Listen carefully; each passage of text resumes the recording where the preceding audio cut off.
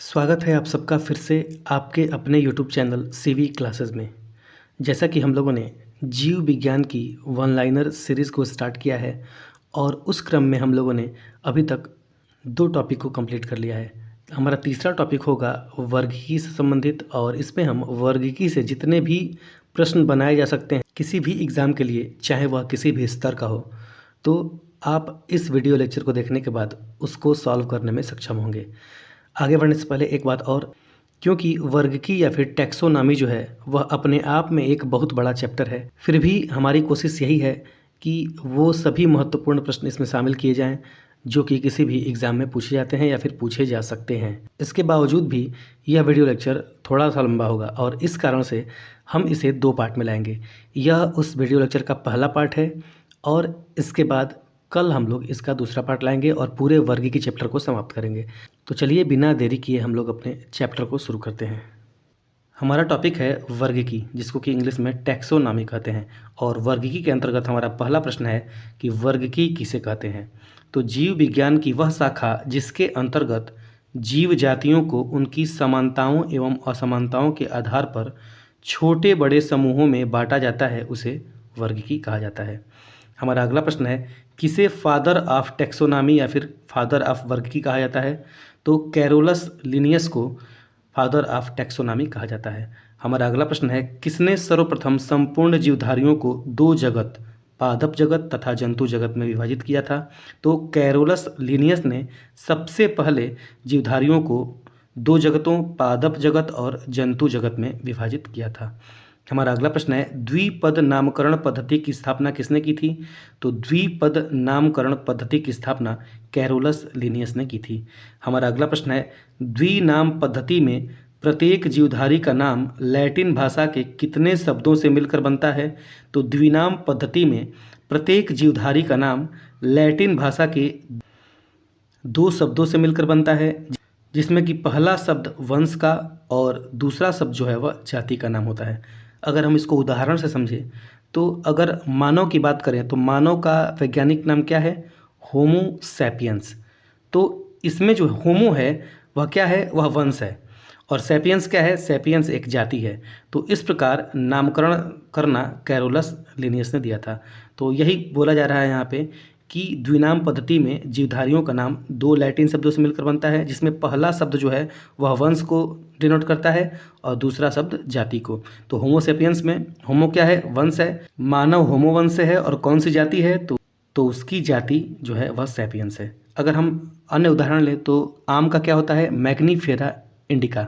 तो इसमें मैग्नीफेरा क्या है, वह है वंश, और इंडिका क्या है, वह है जाति। तो आशा है कि ये चीज़ आप लोगों को समझ में आ गई होगी। आगे बढ़ते हैं। हमारा अगला प्रश्न है, वैज्ञानिक वर्गीकरण में वर्गीकरण की मूल इकाई क्या है। तो वैज्ञानिक वर्गीकरण में वर्गीकरण की मूल इकाई क्या है, वह है जाति। अगला प्रश्न है, लिनियस द्वारा प्राणी वर्गीकरण का अवरोही क्रम में व्यवस्थित पदानुक्रम क्या है। तो लिनियस के अनुसार सबसे बड़ा क्या होता है, जगत, और जगत के बाद संघ, संघ के बाद वर्ण, वर्ण के बाद गण, गण के बाद कुल, कुल के बाद वंश और वंश के बाद जाति। कहने का मतलब है कि हम किसी विशेष जाति के हैं और हम अगर जाति के हैं तो हमारा कोई वंश होगा, और हमारा वंश होगा तो हमारा कोई कुल भी होगा, और कुल जो है वह गण के अंतर्गत आएगा, गण जो है वह वर्ग के अंतर्गत आएगा, और वर्ग संघ के अंतर्गत आएगा, और संघ जो है वह जगत के अंतर्गत आएगा। तो सबसे बड़ा क्या होगा, सबसे बड़ा जगत, उसके बाद संघ, उसके बाद वर्ण, उसके बाद गण, उसके बाद कुल, उसके बाद वंश, उसके बाद जाति। तो आशा है कि आप लोग ये चीज़ समझ गए होंगे। अगला प्रश्न है, वर्गीकरण के विभिन्न पदानुक्रमों में किस समूह में अधिकतम लक्षण वाले जीवों की संख्या सर्वाधिक होती है। तो वर्गीकरण के विभिन्न पदानुक्रमों में जो है जगत या फिर किंगडम में क्या है, अधिकतम लक्षण वाले जीवों की संख्या होती है। और ऐसा क्यों होगा, क्योंकि अभी हम लोगों ने पढ़ा कि जगत क्या होता है, सबसे बड़ा होता है। अगला है, सिस्टेमा नेचुरी पुस्तक किसके द्वारा लिखी गई थी। तो सिस्टेमा नेचुरी कैरोलस लिनियस के द्वारा लिखी गई। हमारा अगला प्रश्न है, कैवेलियर स्मिथ ने जीवों को कितने जगत में वर्गीकृत किया था। तो कैवेलियर स्मिथ ने जीवों को 6 जगत में विभाजित किया था। हमारा अगला प्रश्न है, जीव जगत का 5 वर्गों में वर्गीकरण 5 किंगडम क्लासिफिकेशन किसने किया था। तो जीव जगत का 5 वर्गों में वर्गीकरण व्हिटेकर ने किया था। और कब किया था, तो 1969 ईस्वी में इन्होंने यह वर्गीकरण किया था। हमारा अगला प्रश्न है, 5 जगत प्रणाली में वर्गीकरण का मुख्य आधार क्या है? तो 5 जगत प्रणाली में वर्गीकरण का मुख्य आधार जो है वह पोषण है, कि कौन से जीव कैसा पोषण करते हैं, उसके अनुसार इसमें जीवों को विभाजित किया गया है। अगला प्रश्न है, विटेकर द्वारा वर्गीकृत 5 जगत कौन से हैं? तो विटेकर ने जो है 5 जगत में जीवों का वर्गीकरण किया था, जिसमें पहला है मोनेरा, दूसरा है प्रोटिस्टा, तीसरा है कवक, चौथा है पादप और पांचवा है जंतु, जो कि नीचे है। अब हम एक एक करके महत्वपूर्ण जगत और उनसे बनने वाले सभी प्रश्नों को देखेंगे। पहला जगत है मोनेरा जगत, और मोनेरा जगत के अंतर्गत हमारा पहला प्रश्न है, मोनेरा जगत में कौन से जीव शामिल किए गए हैं? तो मोनेरा जगत के अंतर्गत जीवाणु, साइनोबैक्टीरिया तथा ऑर्की बैक्टीरिया जीव शामिल किए गए हैं। और मोनेरा जगत के अंतर्गत जितने भी जीव शामिल किए गए हैं वह एक कोशिकी और प्रोकैरियोटिक हैं।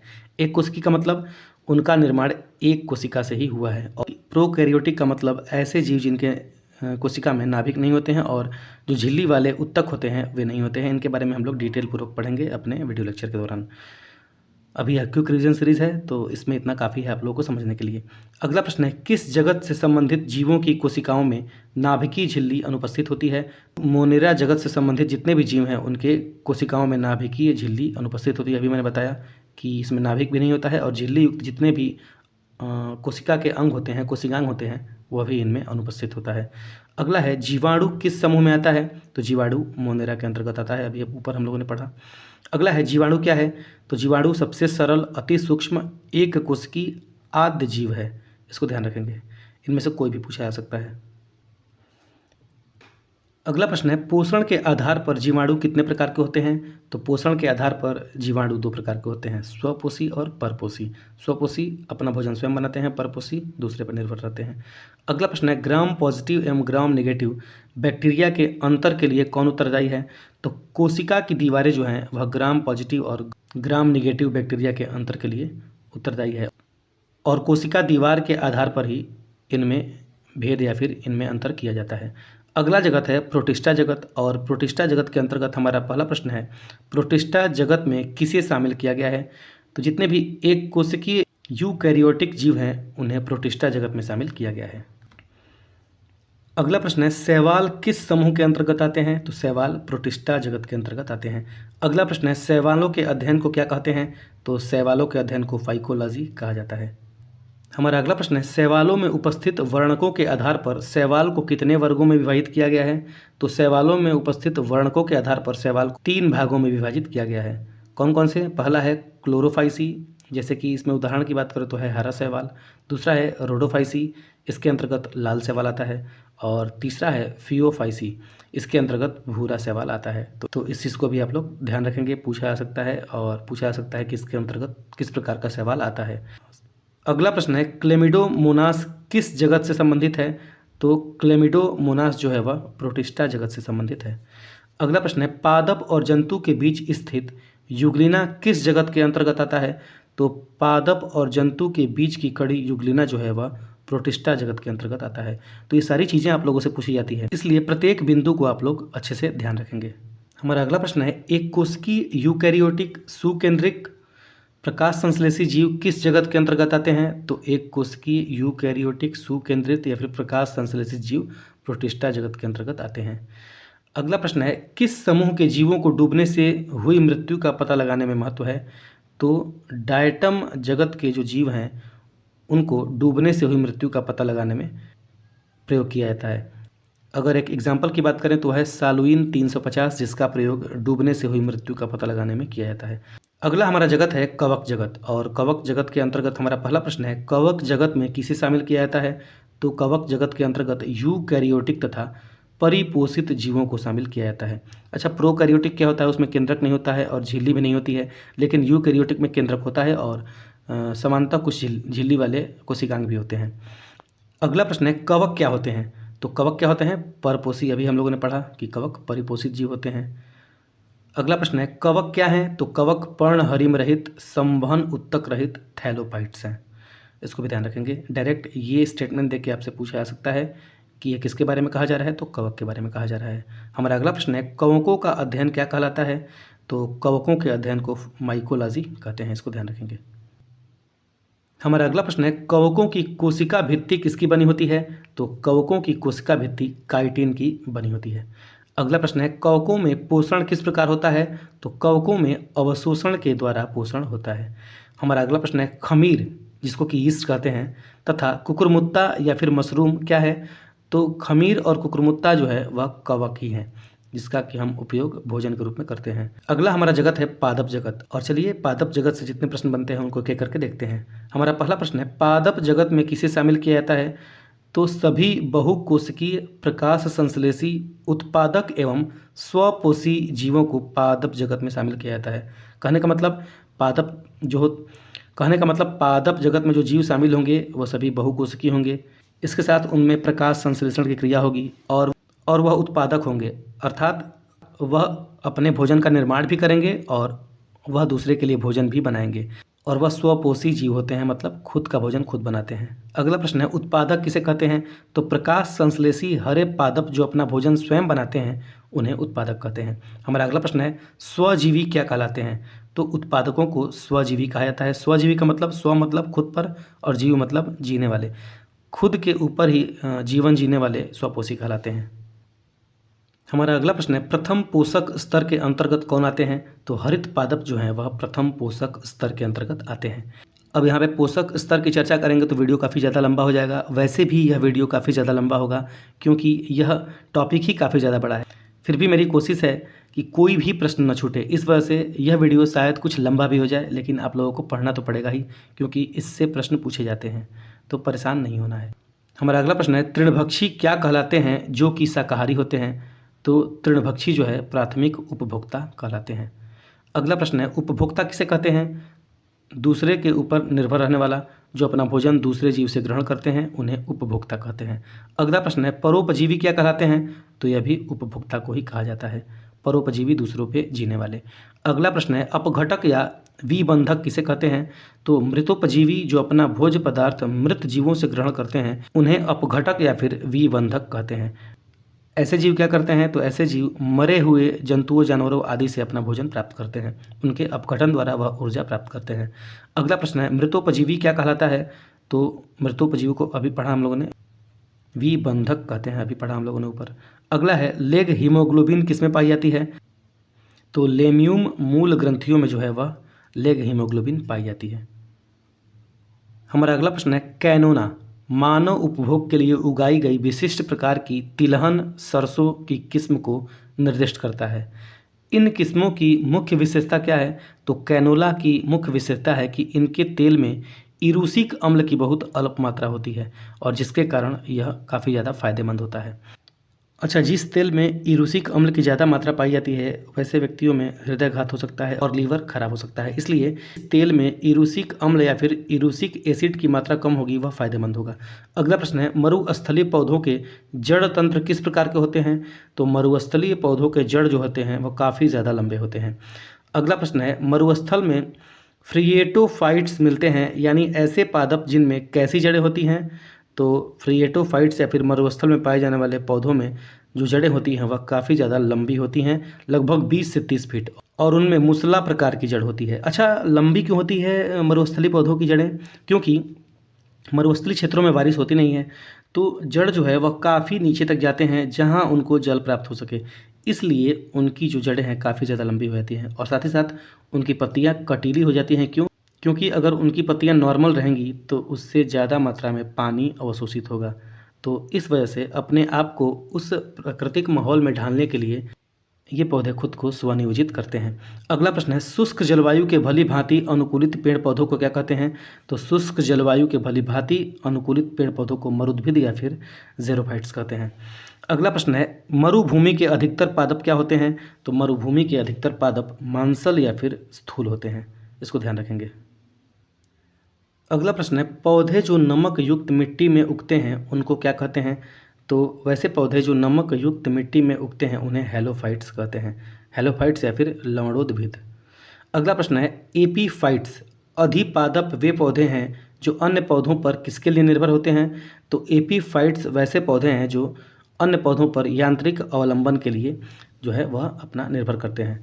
क्यों? क्योंकि ऐसे पौधे क्या होते हैं, खुद से नहीं अपने आप को संभाल पाते, इसलिए किसी न किसी ये पेड़ पर अपना चढ़ जाते हैं। अगला प्रश्न है हाइड्रोफाइट्स जलोदफिद किसे कहते हैं? तो वैसे पौधे जो जल में उगते हैं उन्हें हाइड्रोफाइट्स या फिर जलोदफिद कहते हैं। अगला प्रश्न है जल की अधिकतम मात्रा जिसकी पौधों को आवश्यकता होती है वह उसे अवशोषण किस माध्यम से करते हैं?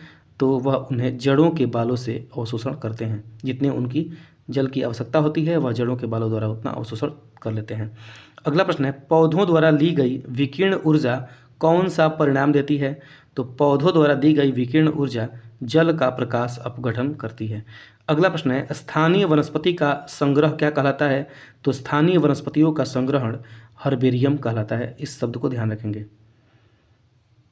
अगला प्रश्न है स्पंजी टिश्यू स्पंजी उत्तक एक ऐसी गंभीर समस्या है जिसके कारण आम की किस प्रजाति का निर्यात को प्रभावित हुआ है? तो अल्फांसो नामक जो आम है वह स्पंजी टिश्यू या फिर स्पंजी उत्तक के कारण जो है इसका निर्यात प्रभावित हुआ है। मतलब इसमें समस्याएं आ रही हैं, आम में वो टेस्ट नहीं रह रहा है या फिर आम जल्दी खराब हो जा रहा है। तो साथ ही साथ अगर आप लोगों को हमारा प्रयास और हमारा ये वीडियो लेक्चर पसंद आता है तो जितना हो सके दोस्तों के साथ शेयर करें और चैनल को सब्सक्राइब नहीं किया है तो सब्सक्राइब जरूर करें और अपने सुझाव जो है वह कमेंट बॉक्स में अवश्य दें। अगला हमारा जगत है जंतु जगत जिसको कि एनिमेलिया भी कहते हैं। तो प्रश्न है कि जंतु जगत अर्थात एनिमेलिया में किसे शामिल किया गया है? तो जंतु जगत के अंतर्गत सभी बहुकोशिकीय कशेरुकी तथा अकशेरुकी जीवों को शामिल किया गया है। कशेरुकी का मतलब जिसमें रीढ़ की हड्डी टाइप का कुछ संरचना होती है और अकशेरुकी में नहीं होती है।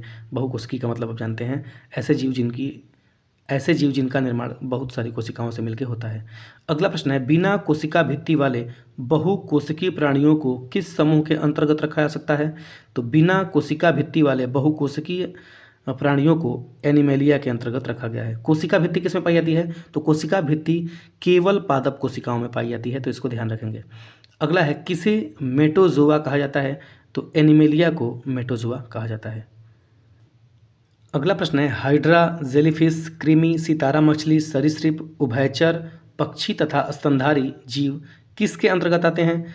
तो हाइड्रा जेलीफिश कृमि सितारा मछली सरीसृप उभयचर पक्षी तथा स्तनधारी सब एनिमेलिया के अंतर्गत आते हैं।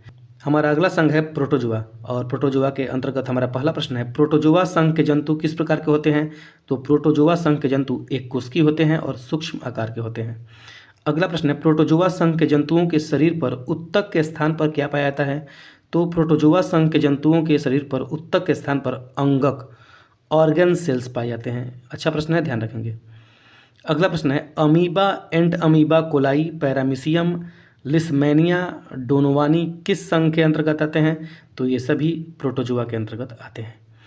अगला प्रश्न है प्रोटोजोआ संघ के जंतुओं में प्रजनन किस प्रकार से होता है? तो प्रोटोजोआ संघ के जंतुओं में प्रजनन लैंगिक तथा अलैंगिक दोनों तरह से होता है। अच्छा, लैंगिक अलैंगिक जनन क्या है? तो ऐसा प्रजनन जिसमें संतान उत्पत्ति के लिए नर और मादा दो व्यक्तियों की आवश्यकता होती है उसमें लैंगिक जनन होता है। और अलैंगिक का मतलब उसमें केवल एक व्यक्ति से ही जो है वह जनन हो जाता है। इसके बारे में हम लोग डिटेल पूर्वक पढ़ेंगे बाद में। मैं बार बार ये बात कह रहा हूँ और मैं अपने आप को रोक भी नहीं पा रहा हूँ एक्सप्लेनेशन देने से, फिर भी कुछ सोच के ही रुकना पड़ रहा है क्योंकि सारी चीज़ें एक साथ नहीं पढ़ी जा सकती। तो चलिए आगे बढ़ते हैं इसी के साथ।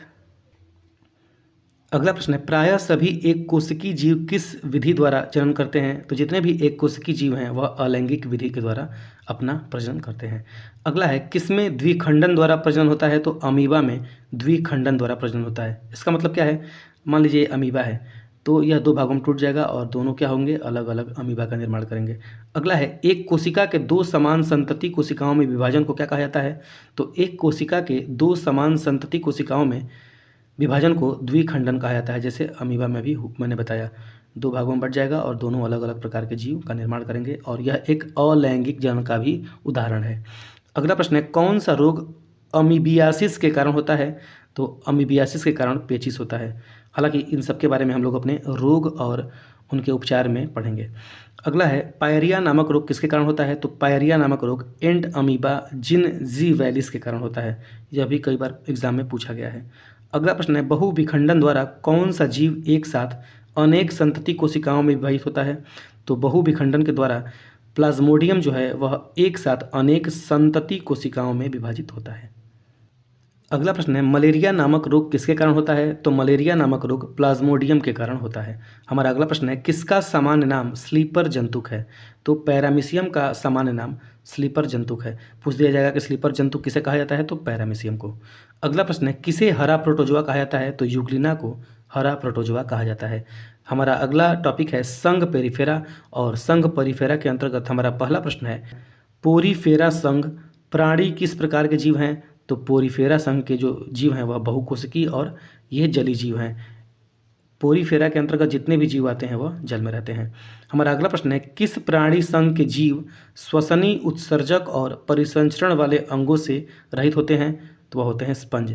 अर्थात स्पंज में श्वसन करने के लिए कुछ अंग नहीं होता, उत्सर्जन करने के लिए अर्थात मलमूत्र त्यागने के लिए भी कोई अंग नहीं होता, और परिसंचरण वाले भी कोई अंग नहीं होता, जैसे रक्त परिसंचरण होता है हमारा उस तरह से। अगला प्रश्न है, साइकन, हाम्लोनेमा, स्पंजिला तथा यूस्पेंजिया किस प्राणी संघ के अंतर्गत आते हैं? तो ये सभी पोरीफेरा के अंतर्गत आते हैं। हमारा अगला प्रश्न है, कौन से प्राणी अचल होते हैं और एक ठोस आश्रयी सपोर्ट से जुड़े होते हैं?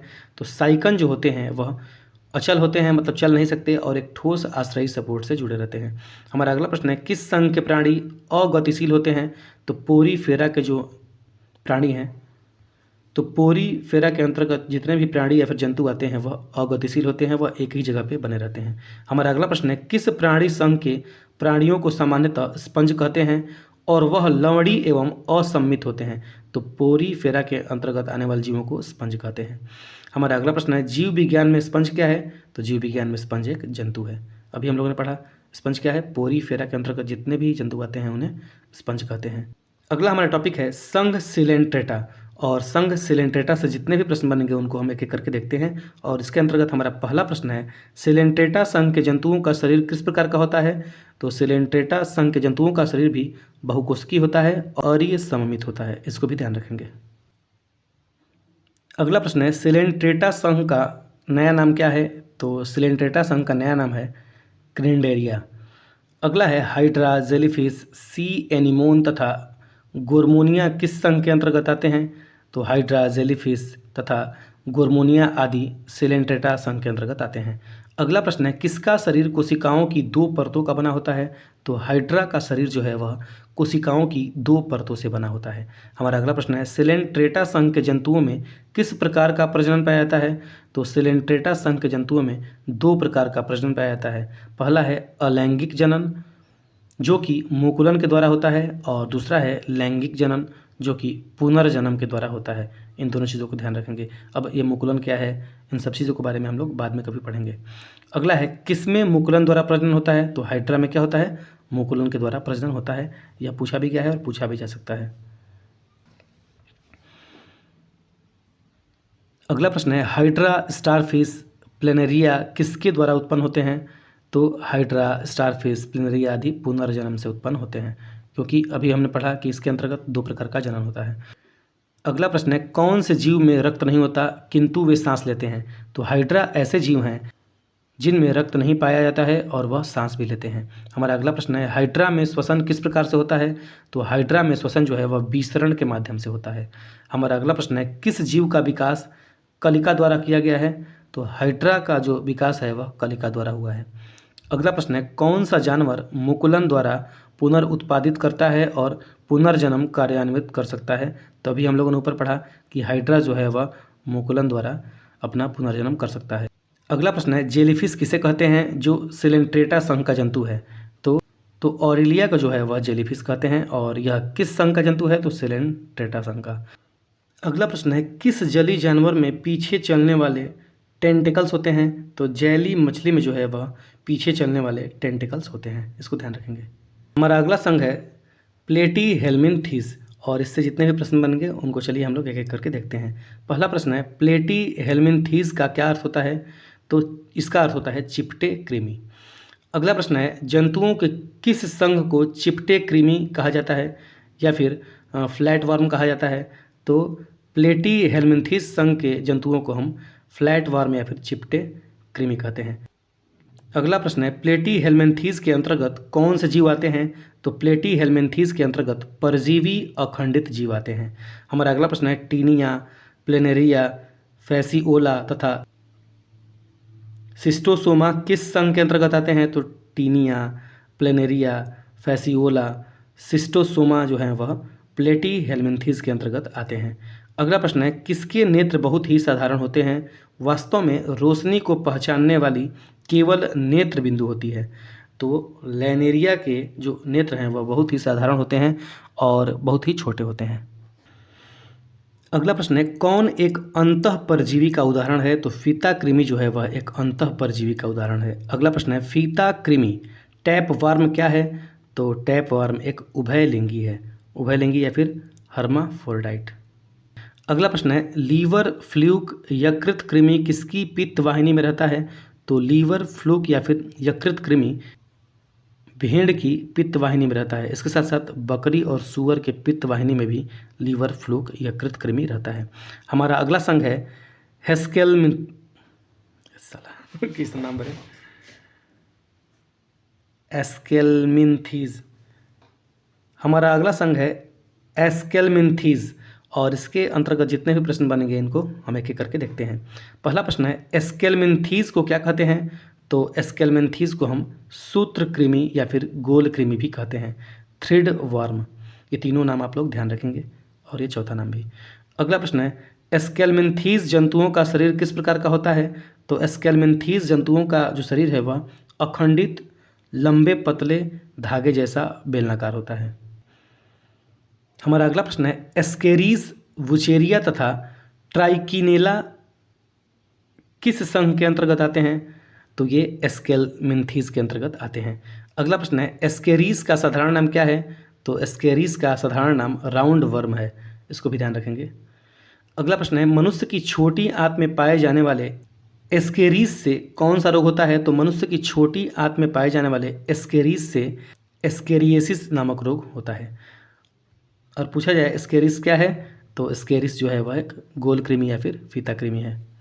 अगला प्रश्न है, गोल कृमि में किस प्रकार का परिसंचरण तंत्र पाया जाता है? तो गोल कृमि में कोई परिसंचरण तंत्र नहीं होता है। अगला प्रश्न है, गोल कृमि में किस प्रकार का लिंग पाया जाता है? तो गोल कृमि में अलग अलग लिंग पाए जाते हैं। अगला प्रश्न है, फाइलेरिया नामक रोग किससे उत्पन्न होता है? तो फाइलेरिया नामक रोग बुचेरिया से होता है और बुचेरिया भी क्या है? एक सूत्रकृमि या फिर गोल कृमि है। ये सारी चीज़ें पूछी जाती हैं एग्जाम में, इसको ध्यान रखेंगे।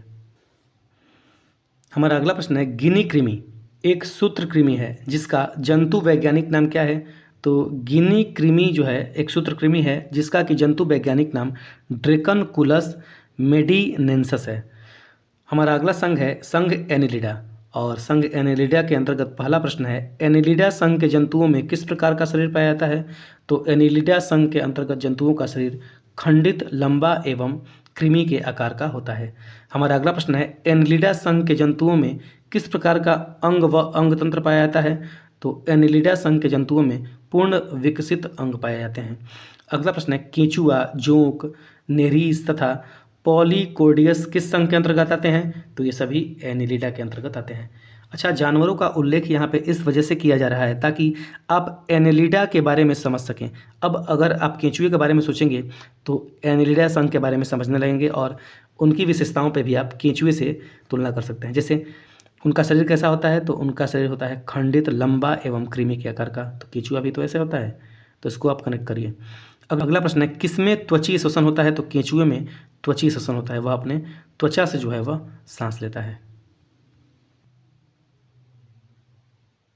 अगला प्रश्न है, केंचुए के अग्रभाग पर मुख और क्या होता है? तो केंचुए के अग्रभाग पर मुख और पूरा मुख होता है।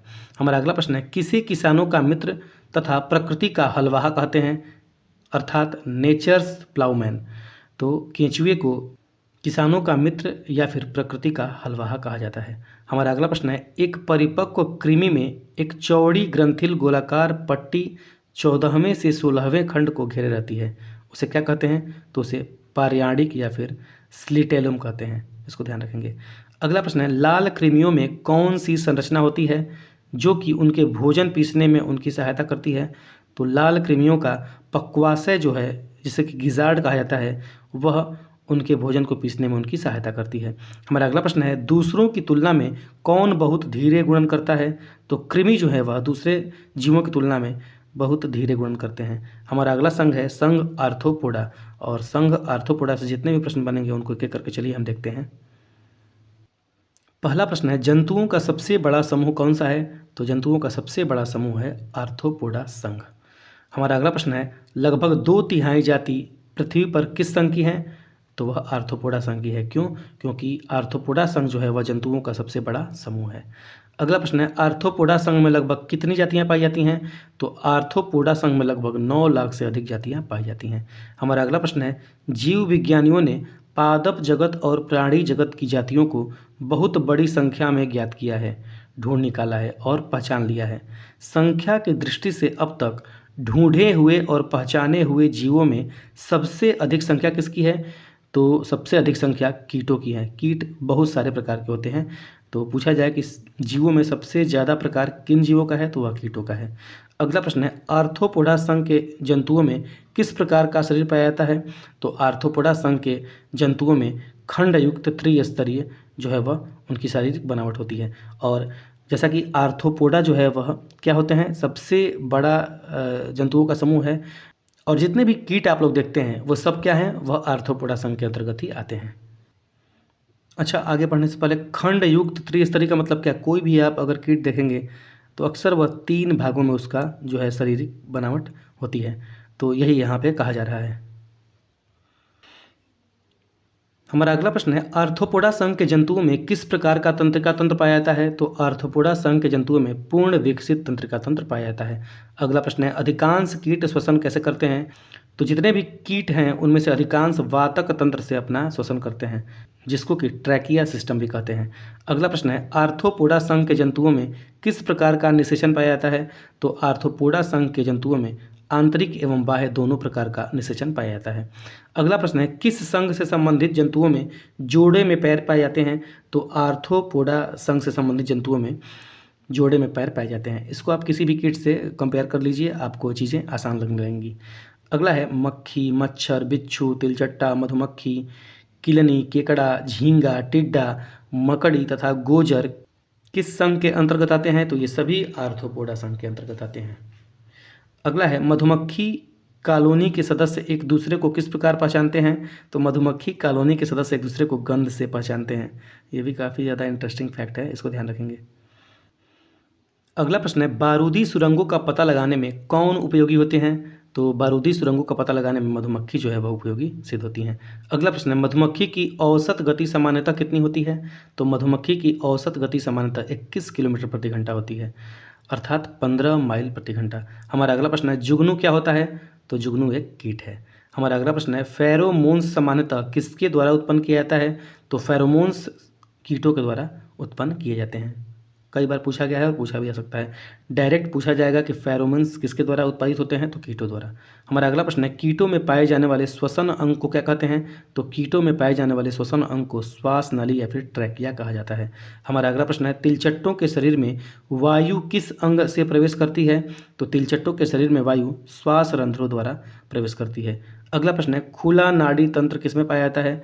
तो कॉकरोच में खुला नाड़ी तंत्र पाया जाता है। हमारा अगला प्रश्न है, किस जीव का रक्त सफ़ेद होता है? तो तिलचट्टे का जो रक्त है वह सफ़ेद होता है। इंटरेस्टिंग फैक्ट है कि तिलचट्टे का खून कैसा होता है? तो सफ़ेद रंग का। अगला प्रश्न है, तिलचट्टे का उत्सर्जक अंग क्या है? तो मालपीघियन नलिकाएं जो हैं वह तिलचट्टे का उत्सर्जक अंग है। अगला प्रश्न है, चींटियां किस वर्ग की प्राणी हैं? तो चींटियां इंसेक्टा वर्ग की प्राणी हैं, जो कि एक आर्थ्रोपोडा संघ का ही भाग है। अगला प्रश्न है, जब चींटियां काटती हैं तो वे क्या अंतःक्षेपित करती हैं? तो जब चींटियां काटती हैं तो हमारे अंदर फार्मिक अम्ल अंतःक्षेपित या फिर छोड़ती हैं, जिसके कारण हमें अनुभव होता है कि चींटी ने काटा है। अगला है, किसका मस्तिष्क उसके शरीर के अनुपात में सबसे बड़ा होता है? तो चींटी का जो मस्तिष्क होता है वह उसके शरीर के अनुपात में सबसे बड़ा होता है। अगला है, दीमक को अन्य किस नाम से जाना जाता है? तो दीमक को सफ़ेद चींटी भी कहा जाता है। अगला है, मच्छरों के बारे में सही तथ्य हैं कौन कौन से? चलिए इसके बारे में जानते हैं। तो मच्छरों के बारे में सबसे पहला कथन है कि नर मच्छर पौधों का रस चूसते हैं। दूसरा है, केवल मादा मच्छर रक्त चूसती है। और तीसरा है, नर की अपेक्षा मादा के डैने बड़े होते हैं। तो तीनों चीज़ें आप लोग ध्यान रखेंगे। तीनों चीज़ें इंपॉर्टेंट हैं। अगला है टिड्डों के कान कहाँ पर स्थित होते हैं? तो टिड्डों के कान पेट में स्थित होते हैं। काफ़ी ज़्यादा इंटरेस्टिंग फैक्ट है, इसको ध्यान रखेंगे कि टिड्डों के कान जो है वह उनके पेट में रहते हैं। अगला प्रश्न है केकड़े किस संघ के अंतर्गत आते हैं? तो केकड़े आर्थ्रोपोडा संघ के अंतर्गत आते हैं। पूछा जाए कि केकड़ा किस संघ का है? तो आर्थ्रोपोडा संघ का। अगला है झींगा किस संघ के अंतर्गत आता है? तो झींगा भी क्या होती है? वह आर्थ्रोपोडा संघ के अंतर्गत ही आती है। अगला है एक तितली के काया पलट में तीसरा चरण कौन सा होता है? तो एक तितली के काया पलट में तीसरा चरण प्यूपा होता है। अगला प्रश्न है कीटों से क्या प्राप्त होता है? तो कीटों से हमें शहद, रेशम और लाख प्राप्त होते हैं। केकड़ा किस वर्ग के अंतर्गत आता है? तो केकड़ा क्रिस्टेशिया वर्ग के अंतर्गत आता है। और किस उपवर्ग के अंतर्गत? तो मैलेकोस्ट्रेका। अच्छा, प्यूपा को समझ लेते हैं आगे बढ़ने से पहले। प्यूपा क्या है? प्यूपा जो है वह तितली का वह रूप है जो अंडे से निकलता है। जैसे 2 चरणों में जो बच्चा है वह अंडे में रहता है, तीसरे चरण को प्यूपा कहते हैं जिसमें से वह बाहर निकलता है। ठीक है? और चौथे चरण के बाद वह पूर्ण रूप से तितली बन जाता है। तो वयस्क होने से पहले का जो पीरियड है उसे प्यूपा कहते हैं। हमारा अगला वर्ग है एरेक्निडा वर्ग, और यहाँ से हम कल के वीडियो में देखेंगे। तो ये था हमारा वर्ग की चैप्टर से पहला वीडियो लेक्चर। कल हमारा इसका दूसरा वीडियो लेक्चर आएगा और जिसमें हम इस वर्गीकी चैप्टर को पूरी तरह से समाप्त करेंगे। तो चलिए मिलते हैं कल के वीडियो में। और फिर से मैं बता दूं कि अगर आप लोगों को हमारा यह प्रयास और हमारा वीडियो लेक्चर पसंद आता है तो जितना हो सके अपने दोस्तों के साथ अपने स्टडी ग्रुप में इस वीडियो को शेयर करें। और चैनल को अभी तक सब्सक्राइब नहीं किया है तो सब्सक्राइब ज़रूर करें। वीडियो को लाइक भी करें और कमेंट में आप अपने सुझाव दे सकते हैं कि इसमें क्या क्या और आवश्यकता हो सकती है, या फिर मैं कैसा पढ़ा रहा हूँ ये भी बता सकते हैं आप, या फिर कोई अगर आपके मन में डाउट हो तो वो भी पूछ सकते हैं। चलिए मिलते हैं अगले वीडियो में इसके आगे वाले भाग के साथ। Thank you.